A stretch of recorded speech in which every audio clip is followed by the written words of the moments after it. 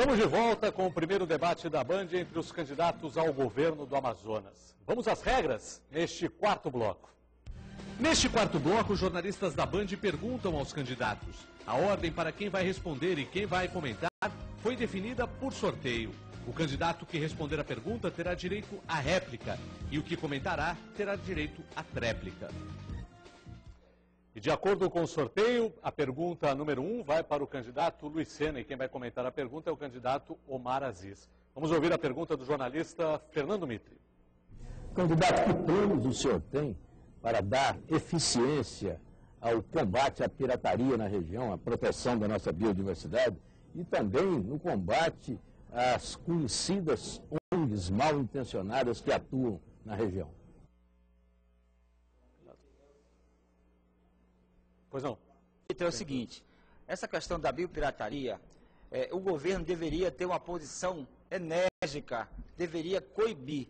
Isso é colocado constantemente na nossa sociedade, aqui no nosso estado. Agora, acredito que a prioridade que todo governo deveria dar era a questão da produção do nosso estado, até porque, na questão da pirataria, quando você tem a população habitando o interior do seu estado, você vai ter um fiscal, uma fiscalização coerente e uma fiscalização assídua dessa população em cima dos estrangeiros que vêm para cá causar a biopirataria. Isso, para nós, é um problema seríssimo. O nosso estado está abandonado.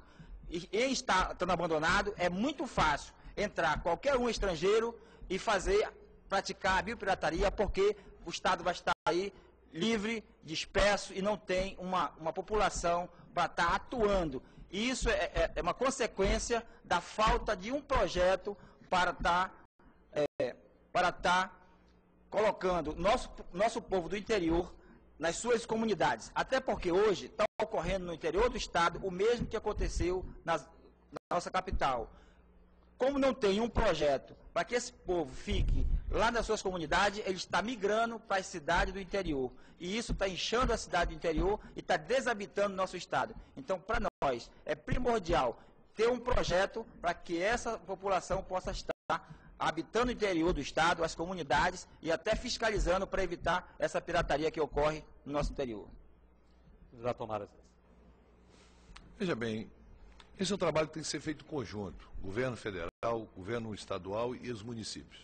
Isso não é um trabalho que você possa fazer só. Nós temos mais de 8.000 quilômetros de fronteiras. Nós temos o problema do narcotráfico. O Amazonas é rota de tráfico para o Brasil. O governo federal tem que tomar posições firmes e enérgicas para que as fronteiras sejam resguardadas. Não é de responsabilidade somente do Estado, é de responsabilidade de toda a sociedade brasileira. Agora nós estamos com a Força Nacional lá nas fronteiras, lá no Alto Solimões. Depois nós vamos ter o pelotão de fronteira, mas é muito pouco.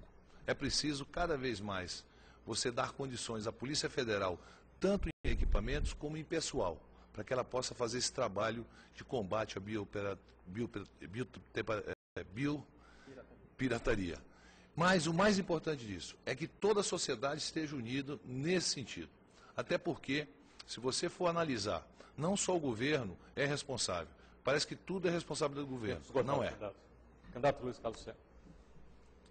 Por mais que você esteja um batalhão, uma equipe de polícia que vai fazer uma ronda no interior do estado, isso aí não vai ser o suficiente para resolver o problema. O importante é você ter o morador do seu estado, aquele habitante do interior do estado, para estar sendo um fiscal para que evite essa biopirataria. Isso é importante, mas para que ele fique lá no interior, lá na sua localidade, é preciso ter um projeto que possa garantir renda para aquele habitante daquele local. Só dessa forma a gente vai garantir que a biopirataria, quando venha a ocorrer, tenha um fiscal nosso, um caboclo do nosso interior, que possa estar informando o que está ocorrendo. Então, para nós, é mais importante fazer com que o habitante permaneça lá no seu local, tendo as garantias, tendo uma fonte de renda, e ele vai fazer essa fiscalização muito mais eficiente. Então, para nós, enquanto não houver uma política séria para o nosso interior, é muito difícil, com a extensão que nós temos, garantir que não ocorra a biopirataria. Tempo esgotado, candidato. Candidato Omar Aziz, sua Hoje está sendo feito isso, através do desenvolvimento sustentável que nós temos. Um programa chamado Bolsa Floresta, que o nosso homem é remunerado. ele vive na comunidade para cuidar da floresta. E ele cuida também para que não haja nenhum tipo de crime contra a floresta. Então nós estamos fazendo isso já. E nós vamos expandir cada vez mais para que a gente tenha segurança, que a comunidade ela está participando da preservação e também diminuindo cada vez mais o roubo que é feito das nossas riquezas. Né? Mas não só essa população. É necessário, volto a dizer, uma parceria governo federal, governo estadual e os municipais, para que a gente possa atuar com muito mais firmeza. Agora a pergunta será feita ao candidato Omar Aziz e quem vai responder a pergunta, quem vai comentar a pergunta é o candidato Herbert. Pergunta do jornalista Ricardo Boechat. Esta semana o Ministério do Meio Ambiente anunciou uma redução de 49% no ritmo de desmatamento da Amazônia entre agosto do ano passado e junho deste ano. Ainda assim, a área desmatada nesse período na região foi maior que a do município de São Paulo, algo como 1.800 quilômetros quadrados, uma verdadeira barbaridade. Eu queria saber, no governo do Amazonas, o que o senhor vai fazer para que o desmatamento no seu estado seja uma coisa do passado e qual é a sua avaliação da política ambiental do governo federal hoje? Nos últimos anos, nós reduzimos em muito o desmatamento, com políticas públicas sérias, voltadas à preservação. Mas não é só a preservação, principalmente você garantir o sustento do homem que vive na floresta. Não basta você falar em preservação se você não dá oportunidade a essa pessoa a ter o trabalho, a ter um salário e ter uma vida digna. O Bolsa Floresta é exemplo disso. É um exemplo claro que está dando certo para que haja uma diminuição cada vez maior do desmatamento. O Amazonas é o estado que menos desmata. As informações que são passadas por algumas instituições, elas não batem com o levantamento que nós temos. Uma área no Apuí, que falaram que houve desmatamento maior, isso não é uma realidade. Isso daí foi feito um levantamento e esse levantamento não condiz com a realidade. O estado do Amazonas mantém em 98% as suas florestas preservadas, há um desenvolvimento sustentável em vista, nós avançamos muito, mas há muito que se fazer. Para a gente manter a floresta em pé, o homem tem que receber para isso. E para que isso aconteça, é preciso que a comunidade nacional e internacional possa nos ajudar a fazer isso. Só o governo do estado não tem condições de manter. Como se trata de um patrimônio brasileiro a serviço da humanidade, é necessário que cada vez mais a gente possa avançar com esses programas e projetos para que a gente possa garantir a integridade da nossa floresta, mas principalmente possa garantir o sustento do homem. Ele sim é o valor maior que nós temos que nos preocupar. Até porque, se manter as florestas em pé e o nosso homem não ter o que comer, não é uma realidade que nós queremos. Nós queremos as duas coisas ao mesmo tempo. Por isso que esse programa, que o nosso governador, ex-governador Eduardo Braga, levou para o mundo, ele hoje está dando certo no estado do Amazonas e a gente vai dar continuidade a esse programa e a esse projeto. Essa política é de vender a nossa biodiversidade, vender o Amazonas para as grandes multinacionais, para as madeireiras. E nós temos o resultado, o balanço dessa gestão. O balanço dessa gestão é a política de autossustentação. Nós não queremos o nosso trabalhador do interior vivendo de coleta de erva, de furar buraquinho em algum caroço de semente. Nós queremos a industrialização, nós queremos que o Estado invista, dê o impulso industrial, respeitando a biodiversidade, respeitando os moradores da região. As multinacionais, elas mandam no nosso país, elas mandam na nossa floresta, elas mandam no governo do Estado. Nós queremos um governo que tenha autonomia para discutir com o morador da região qual é o projeto que tenha de ser desenvolvido. Candidato Omar. Nós temos projetos e projetos que têm beneficiado a milhares de famílias. Por exemplo, hoje nós estamos defendendo a ampliação da Zona Franca de Manaus para a região metropolitana. Porque nós sabemos muito bem que as indústrias em Manaus, elas não poluem e elas não desmatam. E se a gente conseguir ampliar para a região metropolitana, nós vamos gerar mais emprego e mais oportunidade para as pessoas que moram no entorno da cidade de Manaus. Mas mais do que isso, é necessário você também ampliar os investimentos que nós estamos fazendo no setor primário, principalmente na área de piscicultura. Agora, nesse momento, nós estamos financiando, subsidiando a colheita da borracha. Antigamente você comprava uma borracha a R$ 2,00. No nosso governo ela chegou a R$ 4,20.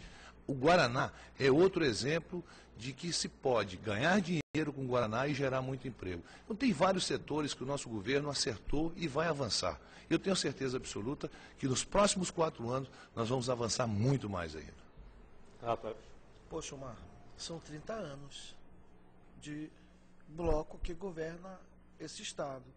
E você vê que a nível internacional, a questão, e nível nacional, a questão do nosso Estado, vira e mexe, nós estamos tendo problema de biopirataria, das multinacionais saquearem as nossas riquezas, e concretamente não tem políticas efetivas. Então, para isso, nós do PSTU queremos discutir com você que mora no interior, que nós precisamos industrializar a sua cidade, nós precisamos discutir qual é a necessidade básica para você poder ter emprego, para você poder ter renda, para você poder ter um Estado que discuta junto com você qual é o impulso da indústria no seu Estado, então na sua cidade. Por isso nós precisamos ter claro, temos de mudar esse tipo de governo. 30 anos, balanço negativo e temos de ter uma outra alternativa. Vamos à terceira pergunta. Quem responde essa pergunta é o candidato Herbert Amazonas e quem comenta a pergunta é o candidato Issa Abraão. Vamos ouvir a pergunta do jornalista Joelmir Betting. A Amazônia é um gigantesco reservatório de recursos naturais ainda não transformados em riquezas. Candidato, qual é a sua política de ciência e tecnologia para desenvolver a exploração sustentada deste que é considerado o maior patrimônio de biodiversidade no mundo? Joelmir, nós temos que ter uma política voltada para o desenvolvimento do conjunto do nosso Estado, né?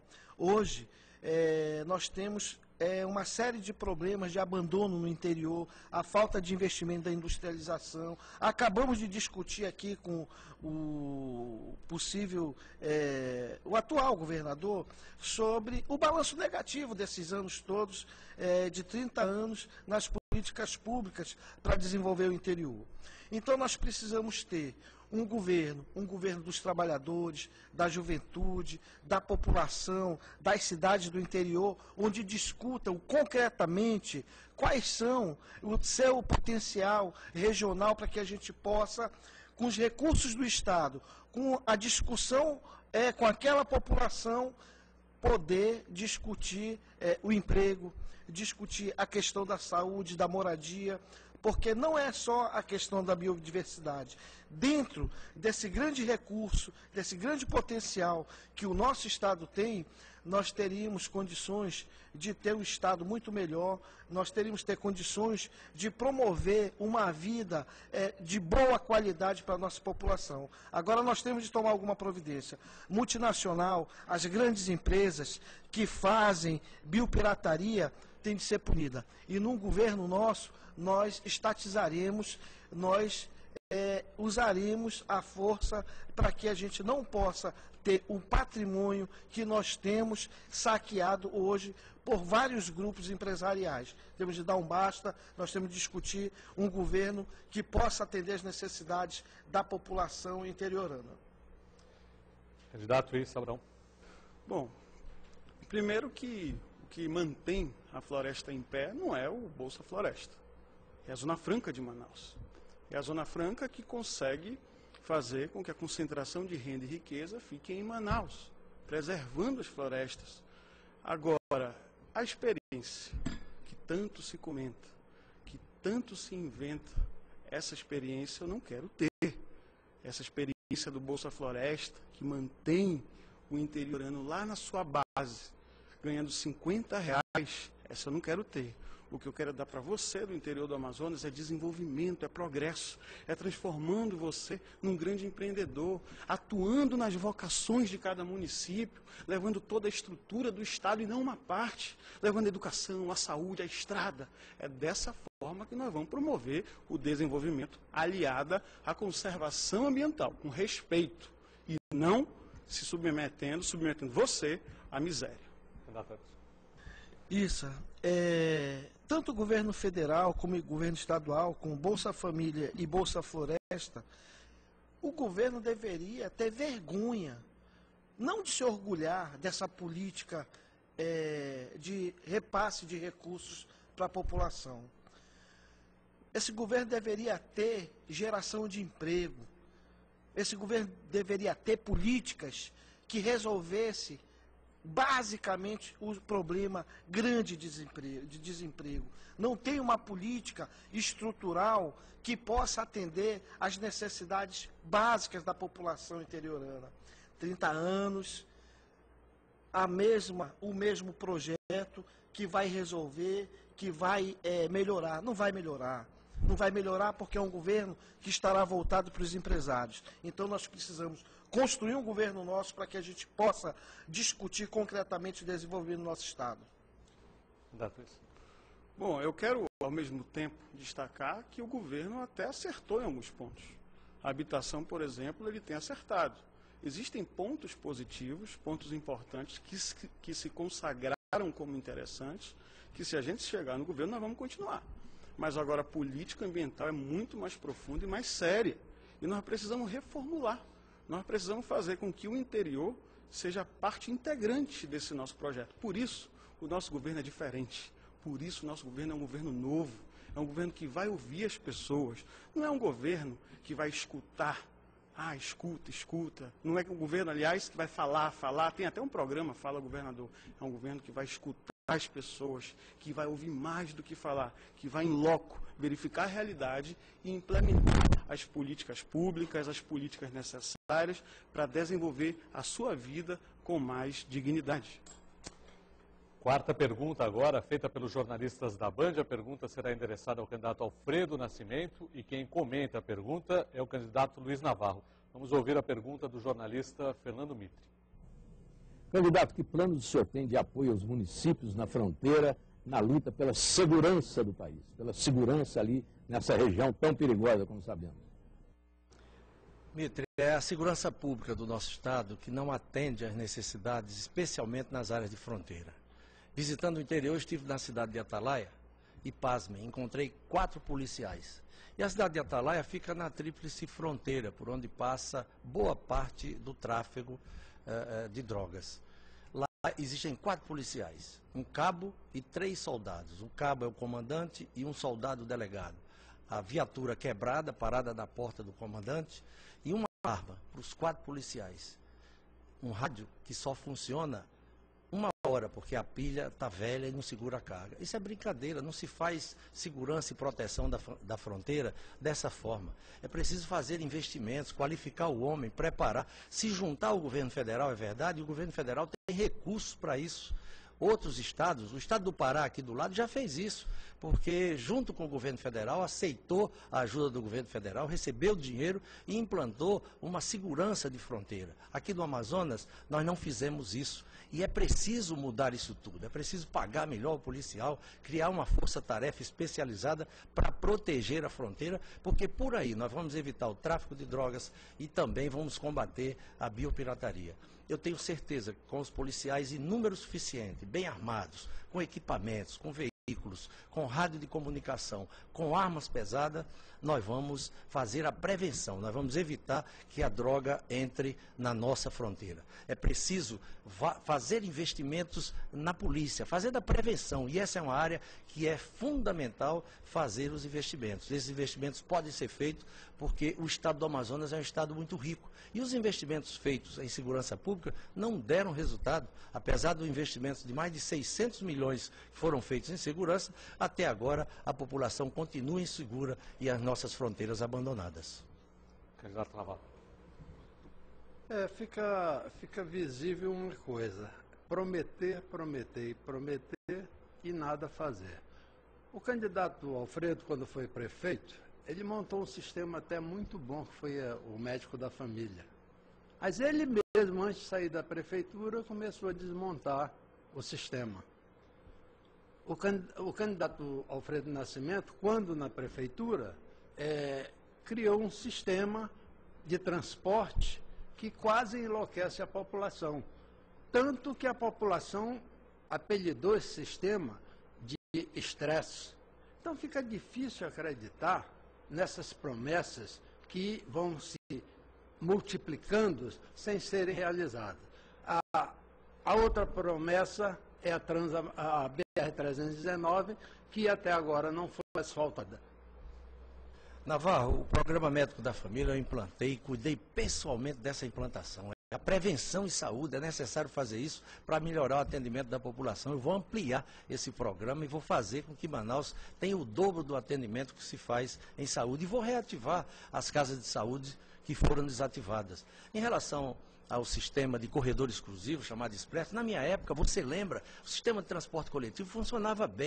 Eram ônibus novos, articulados com ar-condicionado, e eu implantei 80% do projeto. Saí da prefeitura e, irresponsavelmente, esse projeto foi interrompido, com o objetivo de me afetar, de me acertarem. Ao contrário, a população é que está pagando, porque 10 anos depois o sistema de transporte coletivo da cidade de Manaus está falido. E sabe o que vão fazer agora? Vão trazer de volta a filosofia do corredor exclusivo. É a única saída, e a saída que eu enxerguei há 10 anos atrás, ela vai ser feita agora para a Copa do Mundo aqui em Manaus e em todas as cidades que vão sediar a Copa do Mundo. A filosofia é boa e se não for a irresponsabilidade de quem me substituiu, certamente isso não teria ocorrido. Não, não é a única saída. Não é a única saída. Quando fomos candidatos a prefeito na eleição passada, nós propusemos a criação de um sistema de transporte hidroviário para desafogar o tráfego de Manaus. Seria o transporte da zona leste para o porto e para o centro, e da zona oeste também para o porto e para o distrito industrial. Então não é verdade que esta é a única solução, que seja o expresso seja a única solução. Agora mesmo está vindo o monotrilho, que acho que em parte vai resolver o problema. Agora a pergunta será feita ao candidato Issa Abraão e quem vai comentar a pergunta, a resposta, é o candidato Alfredo Nascimento. A pergunta é do jornalista Ricardo Boechat. Há 2 anos, o general Heleno, que era comandante militar da Amazônia, deu uma entrevista aqui ao Canal Livre da Band e criticou duramente a demarcação contínua de reservas indígenas, disse que elas eram uma ameaça à soberania nacional e também à política indigenista do governo Lula, que chegou a chamar de caótica. Eu queria saber qual é a sua opinião a respeito dessas críticas e como é que o senhor pretende fazer no governo da Amazônia para que o seu Estado tenha voz ativa nessas questões, ou seja, a política indigenista na sua formulação e a demarcação de terras indígenas. É muito simples. Primeiro, nós temos que romper preconceitos. Há uma ideia de que se todas as áreas aqui no Amazonas devem ser preservadas, intocável. Não é bem assim. Existem áreas, sim, indígenas que nós precisamos conservar, que nós precisamos preservar. Agora, dando condições para que os índios vivam bem, com escola, com saúde, que a saúde básica que as prefeituras hoje fazem nos próprios municípios também atendam aos indígenas. Agora, existem outras áreas importantes que precisam ser desenvolvidas. Por exemplo, aqui no sul do Amazonas, lá em Humaitá, para se ter uma ideia, o agrobusiness é algo que funciona. Os municípios vizinhos daquela região precisam ser desenvolvidos. Nós não podemos dizer que também naquela área, onde se planta arroz, onde se planta feijão, onde se tem soja, temos que preservar, temos que manter ali índios. Portanto, a questão indígena será um compromisso nosso, será algo que nós vamos, com certeza, cuidar bem. Eu tive um pai que foi geólogo, eu tive um pai que trabalhou na FUNAI, eu tive um pai que me ensinou a preservar e a ouvir e ver os índios como qualquer pessoa. Portanto, eu não tenho nenhum preconceito, muito pelo contrário, eu tenho respeito. Agora, um outro exemplo, lá em São Gabriel da Cachoeira, no Alto Rio Negro, lá sim, uma reserva indígena é importante. Agora, como fazer isso? Como redimensionar o estado do Amazonas? Com estudos, investindo na ciência, fazendo com que a UEA, fazendo com que professores capacitados e qualificados visite essas áreas e diga as suas potencialidades. Onde tiver que ficar o índio preservado, intocável, nós vamos fazer no nosso governo. Candidato. A preservação dessas áreas indígenas já é uma decisão do Supremo Tribunal Federal de que elas devem ser feitas. Tem que ser feita a demarcação e, existindo pessoas que não são índios nessas áreas, é dever do governo, o meu governo vai fazer isso, vai abrigar essas pessoas, dando condições de sobrevivência e vida para essas pessoas. A política indígena, ela tem a ver também com a participação, com a presença do governo estadual. Eu visitei recentemente uma comunidade indígena chamada Betânia e ouvi de aproximadamente 3 mil índios que nunca um governador do estado pôs o pé lá naquela comunidade. Abandonados como eles estão, esquecidos como eles estão, naturalmente eles não terão o desenvolvimento que eles precisam ter. É preciso uma política forte, voltada para atender o indígena, e isso o meu governo vai promover de forma presente, com a participação na área da saúde, da educação, e fazendo com que o índio seja bem tratado no nosso governo. O índio tem que ser bem tratado, sim, e no nosso governo vai ser muito bem tratado. Agora nós tivemos o senhor Alfredo como ministro dos transportes, e as estradas, as interestaduais, continuam. As interestaduais não tiveram apoio do Ministério e as estradas federais continuam do jeito que estão. E nós não podemos ficar naquele bate-bola, aquele jogo duplo dele com o Mink com ele, e a estrada não sai. Portanto, nós temos que sim cuidar do índio, valorizando a sua área, mas respeitando também o desenvolvimento. Portanto, estrada é escoamento, que vai ajudar inclusive os indígenas a escoarem alguns produtos que eles gostariam de participar para as outras pessoas. E isso nós iremos fazer com cuidado, com respeito, mas acima de tudo, tirando as estradas do papel e colocando para você trafegar. Candidato Alfredo. Olha, eles fazem referência à BR-319, isso é uma luta minha, isso. Eu lutei sozinho, com perseverança, com determinação, e mais da metade da estrada já está asfaltada. Antes de sair do governo, eu inaugurei com a companheira Dilma, nossa candidata, minha candidata a presidente da República, que será eleita, que em nome do presidente Lula assumiu o compromisso de liberação da licença da parte central da rodovia, e isso será feito. Eu vou continuar lutando, vou continuar brigando por essa obra, porque eu entendo que a execução da BR-319 vai melhorar muito a vida dos amazonenses. Há uma pressão até internacional muito grande para que essa obra não aconteça, mas ela vai acontecer. Eu vou continuar lutando e com a ajuda de Deus eu vou concluir essa obra. Mais da metade dela está pronta e deve-se ao meu esforço, à minha teimosia e à minha perseverança. Nós vamos concluir essa obra porque ela é importante para os amazonenses. Ela vai mudar a sua vida. Agora, quem responde a pergunta feita pelos jornalistas da Band é o candidato Luiz Navarro e quem comenta a resposta é o candidato Luiz Carlos Sena. A pergunta é do jornalista Joemir Betti. O Brasil todo vive em estado de apagão educacional, mas no Amazonas, agravado pelas dificuldades de transporte ou de acesso à escola da meninada das populações ribeirinhas, a coisa realmente se complica ainda mais. O que o seu governo poderia fazer para resolver precisamente esse tipo de problema? Todos os anos, embarcações por todos esses rios do Amazonas vão a pique e pessoas morrem.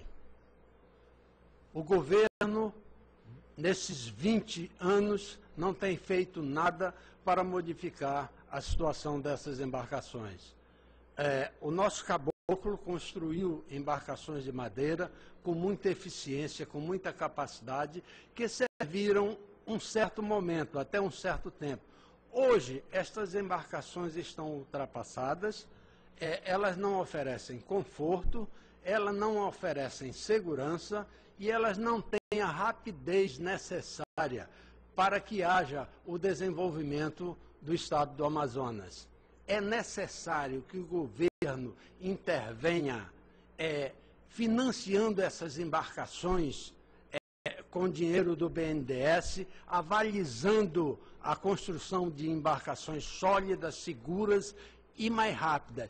E essas embarcações, elas deverão proporcionar o barateamento da passagem do interiorano, porque nós temos reservas incomensuráveis de gás que não são utilizados em nossos motores e devemos utilizar este gás nesse transporte de passageiro exatamente para baratear a passagem de passageiros, para que os passageiros possam, com essa diminuição da passagem, empregar esse dinheiro em desenvolvimento de seu município, em desenvolvimento da sua cidade, em melhor educação de seus filhos. Candidato Luiz Carlos Sena, só lembrando, a pergunta foi também sobre o acesso das crianças às escolas da população ribeirinha. Eu acredito que a nossa região ela tem um diferencial muito grande das demais regiões. Acredito que o importante para a nossa região, primeiro, é rever essa condição de aluno especial para o pessoal do interior. Quero dizer para vocês que, na minha opinião, em primeiro lugar, deveríamos aumentar o número de escolas nas regiões do interior, até para facilitar, primeiro, reduzir o número de crianças nas escolas. Isso é fundamental. Agora, entender de transporte escolar mais do que nós da região amazônica, eu acho difícil. Até porque nós temos já esse conhecimento, temos essa prática. Então, para nós, temos que facilitar, primeiro, o número de escolas nas comunidades, reduzir o número de alunos e aí sim, pensar na eficiência do transporte das crianças. Até porque as nossas crianças do interior do estado já têm uma prática de trafegar nas embarcações. Então, para nós, isso não é problema. Candidato, tempo esgotado. É lógico que com embarcações mais rápidas, com embarcações mais seguras, com passagem mais barata, as nossas crianças também, as nossas crianças do interior, terão também o seu benefício, porque sobrarão transporte, sobrarão barcos para que essas crianças possam ser levadas às escolas. O que não acontece comumente hoje. As crianças do interior são transportadas em canoas perigosamente para chegarem até a escola e muitas vezes essas canoas viram e essas crianças só não perecem porque com certeza elas sabem nadar. É preciso investir maciçamente no transporte hidroviário de passageiros, é preciso investir maciçamente para que nosso povo melhore a sua condição de vida. Eu quero voltar a insistir nessa questão de trazer a escola para mais próximo das comunidades, para evitar aqueles percursos longos no interior para a questão do transporte das crianças. Com isso, você vai evitar, inclusive, a questão do tempo. Não adianta você ter uma escola muito distante de uma comunidade, que esse tempo para se chegar naquela comunidade, naquela escola, vai ser muito grande. Então, eu quero dizer que, em primeiro lugar, a gente tem que trazer a escola para mais próximo das comunidades, para mais próximo das crianças. Eu acredito que o transporte escolar, principalmente na zona rural, tem que ser de graça. Ninguém tem que pagar nem um centavo pelo transporte escolar na zona rural. Até porque as crianças que estão lá têm muito mais dificuldade do que as crianças que estão na cidade. Agora, garantir, claro, um transporte eficiente, com qualidade. Isso aí eu não abro mão. Acho que as crianças do interior têm que ter transporte eficiente, com qualidade, mas em primeiro lugar está a escola mais próxima das comunidades e reduzir o número de alunos em sala de aula, que isso vai facilitar muito mais o aprendizado. Fim de mais uma etapa do debate da Band, essa etapa com as perguntas dos jornalistas da Band. Nós voltamos daqui a pouco com o quinto e último bloco do debate. Eleições 2010. Olho no voto.